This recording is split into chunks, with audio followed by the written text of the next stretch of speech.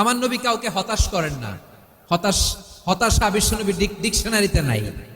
তিনি মানুষকে আশাবাদী করে তোলেন। বিশ্বনবীর কথা শুনলে মানুষের হৃদয় নরম হয়, তারা আশা ফিরে পায়। বিশ্বনবীর মুখ নিঃসৃত পবিত্র প্রতিটি কথাই আশা জাগানিয়া। সুবহানাল্লাহ পড়েন। আপনি প্রিয় নবীর মুখ নিঃসৃত বাণীগুলো পড়েন, কথামালাগুলো শোনেন, দেখবেন আশা পাবেন, বুকে আশা পাবেন, ভালোবাসা পাবেন। কারণ তিনি এমন সত্তা, এমন পার্সোনালিটি, তার কথা শুনলে হৃদয় নরম হয়ে যায়। মনে হয় হৃদয় খুলে তারে দিয়ে দেই, সব কথা যেন তারে বলা যায়। আওয়াজ করে বলেন ঠিক কিনা? আমরা ইসলামকে এমন কঠিন ভাবে উপস্থাপন করি, মানুষ ভয় পেয়ে যায়। বিশ্বনবী মানুষকে ভয় দেখাতেন না, তিনি আশা দিতেন, ভরসা দিতেন।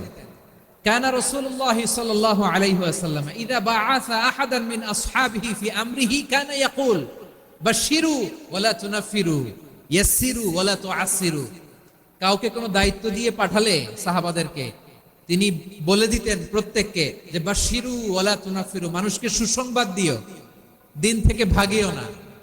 সহজভাবে ইসলামকে উপস্থাপন করো, ইসলামের শিক্ষাটাকে জটিল করে উপস্থাপন করো না। সুবহানাল্লাহ।